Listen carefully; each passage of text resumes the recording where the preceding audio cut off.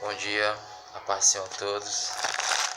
Mais uma vez estou aqui, meu nome é Nicásio Camussa. E como eu tinha prometido, eu venho aqui nesse terceiro vídeo falar a respeito do dízimo e o quanto ele é para os nossos dias. Como eu falei nos vídeos anteriores, foi ensinado na internet, foi pregado que o dízimo ele não tem validade para os nossos dias. Nos vídeos anteriores eu pude provar para os irmãos que os textos ao qual foi citado em que substituiu o dízimo era completamente mentira, que foi nos livros no capítulo 7 de Hebreus. Nós lemos todo o capítulo, e lá aquele capítulo ele fala da superioridade de Jesus sobre o sacerdócio. Também falamos sobre 2 Coríntios 8, 7 e 8, 8 e 9, desculpa. Nós falamos a respeito das ofertas voluntárias, que ali em nenhum momento Paulo ensina que agora a nova forma de devolver o dízimo ao Senhor é sobre a oferta voluntária. Nós vimos também nesse meio termo o que é oferta e o que é dízimo. Então aqui hoje eu venho trazendo hoje para vocês aqui só sobre o dízimo. Aí eu trouxe aqui algumas observações sobre o dízimo. Primeiro que o dízimo, vamos dar uma olhada aqui no início, o que é o dízimo para nós hoje, o que ele significa, O dízimo corresponde a um testemunho oferecido em honra a Deus, em reconhecimento de tudo que pertence a Ele. Um dos princípios básicos do dízimo, irmãos, é o reconhecimento que tudo pertence ao Senhor e devemos nós devolvê-lo, porque não é nosso. Tenho aqui mais um pouco aqui que diz o seguinte: o costume de pagar o dízimo era muito comum entre os povos semíticos e era anterior à lei de Moisés. Abraão deu o dízimo. Abraão deu a Melquisedeque 1/10 de todos depois da guerra dos reis. Está registrado em Gênesis 14:20. E lá em Hebreus, que foi o capítulo em que nós lemos no vídeo anterior, Hebreus 7, do 4 a 10, o escritor, quando ele está ensinando que Jesus ele era superior ao sumo sacerdote, e ele faz o uso das escrituras que está registrada aqui em Gênesis 14:20, quando o escritor disse que Abraão deu dízimo a Melquisedeque. Está registrado em Hebreus 7, do 4 a 10. É muito importante, irmão, também lembrar que o próprio Jacó, ele deu o dízimo ao Senhor em forma de volta, ele devolveu o dízimo ao Senhor. Como diz aqui, a forma como este fato foi mencionado parece indicar que se tratava de um costume estabelecido. O voto de Jacó, por exemplo, em Gênesis 28:22, acrescenta ainda mais o peso a esta opinião. Então, não é uma coisa infundada. A lei, ela foi criada depois, e nós vemos que isso era também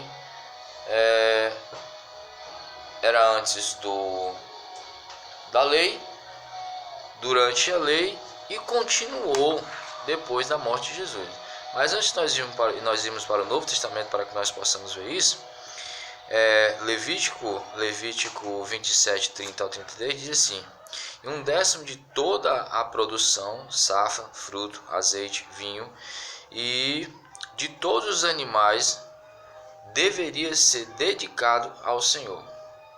Então, a 10ª parte, o dízimo corresponde. Em Números 18:21 a 32, assim: além desse dízimo, os levitas pagavam o dízimo ou oferta alçada ao sacerdote, que deveria ser levada ao templo de Jerusalém. Perceba que até os levitas que recebiam o dízimo do povo, eles tiravam do seu dízimo o dízimo para dar a oferta ao sacerdote. Por isso que lá em Hebreus 7, o escritor também vai falar a respeito que até Levi pagou o dízimo ao sacerdote. Temos ainda aqui mais alguma observação. Em Deuteronômio 15 diz assim: se a distância era proibitiva, os dízimos poderiam ser vendidos e o dinheiro usado para compra de alimento ou animais para servir como oferta em Jerusalém. Perceba, irmão, que não havia hipótese alguma de não se devolver o dízimo ao Senhor. Porque, como diz aqui em Deuteronômio, que se fosse uma distância muito longa, que isso pudesse trazer algum prejuízo, caso o animal poderia vir morrer, a oferta poderia estragar, não sei. Então era estabelecido em Deuteronômio que aquela pessoa poderia vender aquele produto, reter o dinheiro e quando chegar em Jerusalém comprar novamente o alimento ou o animal para fazer sacrifício na oferta que era do dízimo. Então, como nós podemos ver aqui no Antigo Testamento ainda, em Malaquias ainda vai falar a respeito do dízimo, né? A respeito do dízimo. Porque, irmão, é algo honroso. É algo honroso o dízimo. Nós possamos trazer o dízimo à casa do Senhor, porque tudo pertence ao Senhor. Interessante que diz o seguinte a Bíblia. Diz o seguinte, Malaquias 3 e 10 diz assim: trazei todos os dízimos à casa do tesouro, para que haja mantimento na minha casa, e depois fazei prova de mim, diz o Senhor dos Exércitos, se eu não vos abrir a janela dos céus, e não derramar sobre vós uma bênção tal, que dela vos advenha maior abastança. Irmãos, devemos ser fiéis às Escrituras.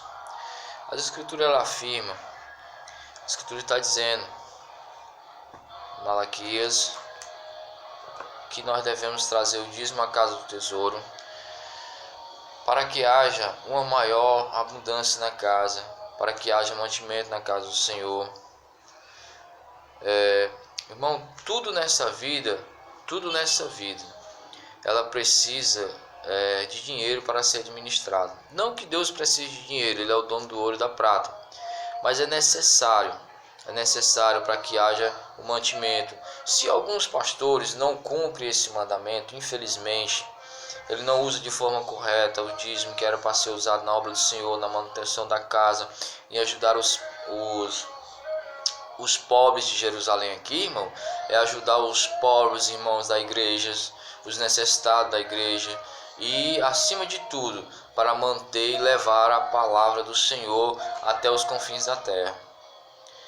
Se eles não fazem isso, eles vão prestar conta com o Senhor, mas dizer que o dízimo ele não pode ser coletado no Novo Testamento, baseado em ensinamentos descontextualizados, ensinamentos errados, ensinamentos que podem até levar as pessoas a afastar-se da igreja, porque infelizmente as pessoas são muito presas a ouvir o metal, e quando se fala de dinheiro as pessoas já ficam assim, principalmente se elas entenderem que estão sendo roubadas.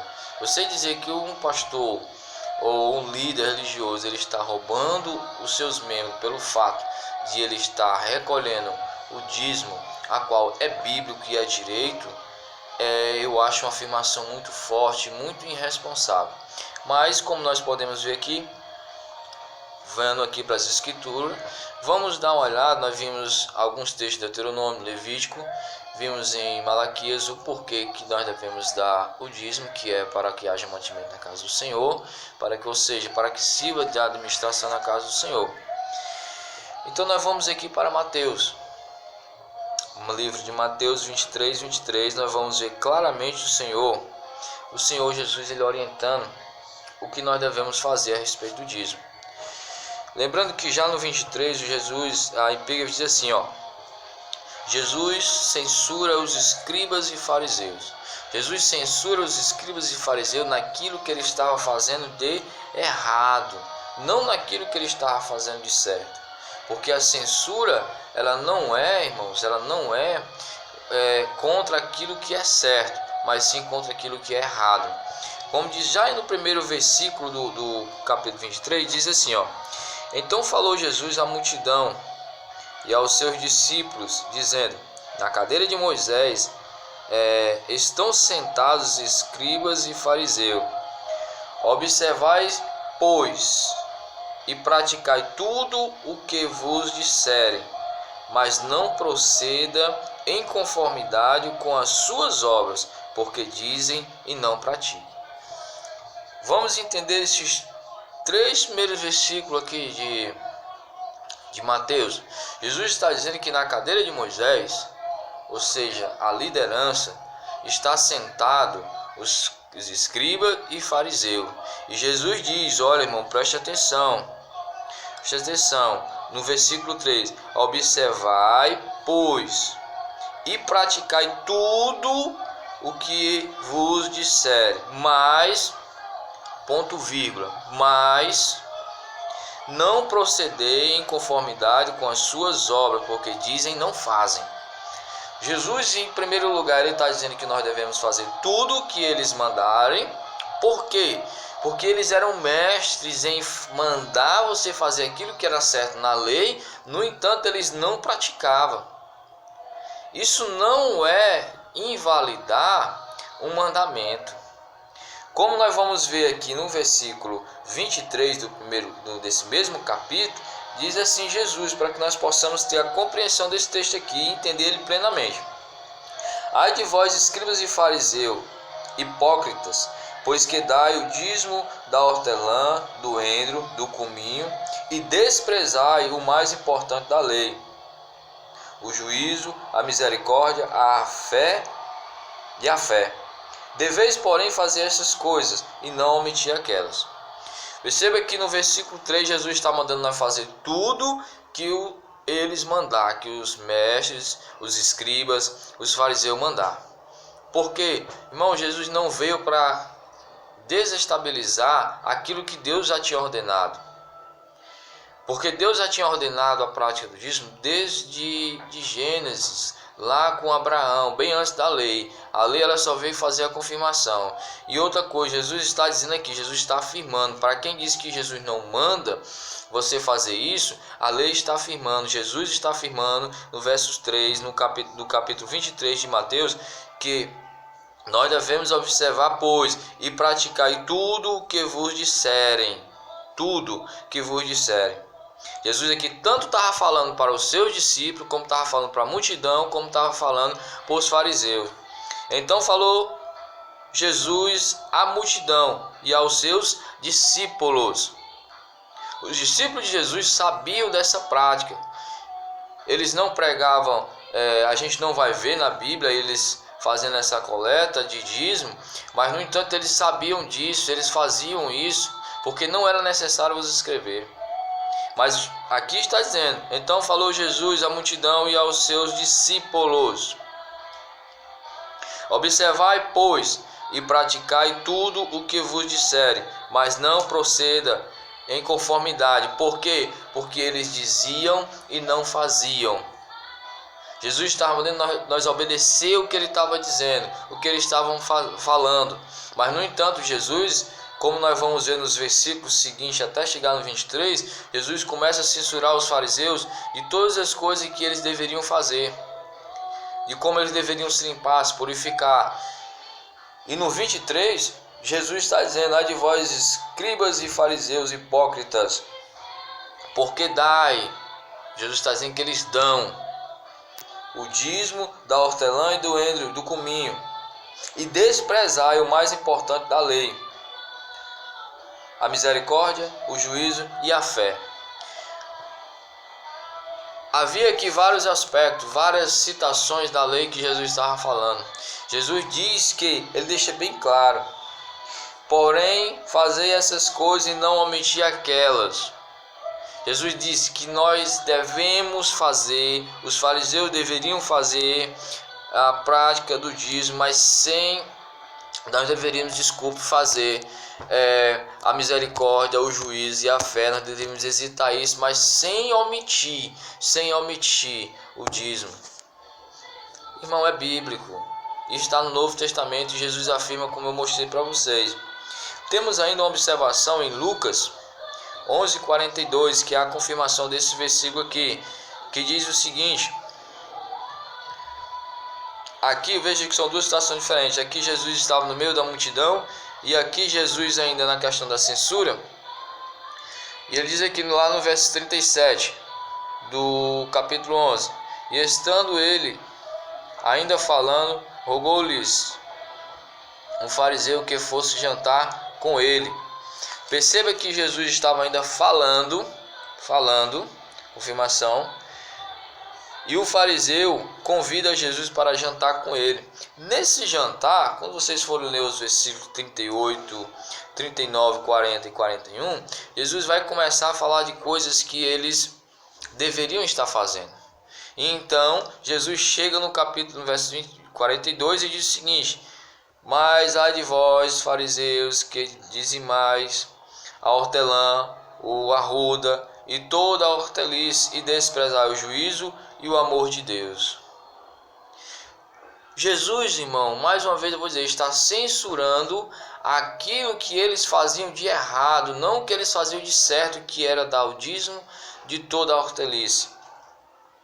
Importa fazer essas coisas e não deixar as outras. O texto deixa claro: e não deixar as outras. Então não me vem aqui, meus irmãos, não me vem aqui me dizer, ou sair falando por aí, que Jesus, que o Novo Testamento, ele não dá autenticidade ao dízimo. Não venha dizer isso para mim, porque a Bíblia está me afirmando. Se está na Bíblia, então porque é verdade. A Bíblia está me afirmando que Jesus, sim, ele não só confirmou, mas apenas ele fez o quê? Ele censurou aquilo que os fariseus não faziam. E ele chamou a atenção para que os fariseus viessem fazer aquilo que ele estava deixando de fazer. Para você dizer para mim que o dízimo, ele não é para os nossos dias, que Jesus, você não vê falar isso na Bíblia. Nós vemos aqui em Mateus, logo nos versos 1, Jesus falando não só para os fariseus, mas para os seus discípulos, que devemos fazer tudo que eles mandarem. Tudo que eles mandarem. Então, é bíblico, é para os nossos dias. Volto a dizer, se alguns pastores, líderes religiosos, não usam o dízimo de forma correta, é entre ele e Deus. Entre ele e Deus. Deus irá com certeza puni-lo severamente por suas práticas. Mas não cabe a nós dizer que os pastores estão roubando os irmãos porque estão pedindo dízimo, porque isso é mentira. Muito cuidado, irmão, quando for falar algo que possa escandalizar os pequeninos, para que possa se afastar os pequeninos da casa do Senhor. Quero agradecer a Deus, peço que o Senhor possa iluminar os seus corações, o Espírito Santo possa falar diretamente com você. Eu peço que você curta o vídeo, se inscreva, para que assim também possa possa nos ajudar nessa divulgação. Em próximos vídeos eu estarei falando, se Deus assim permitir, sobre a Santa Ceia, que também essa mesma pessoa também resolveu acabar com a Santa Ceia também. Então, breve nós estaremos lançando outro vídeo sobre a Santa Ceia, em nome de Cristo Jesus. Que a paz de Cristo esteja com todos. Amém.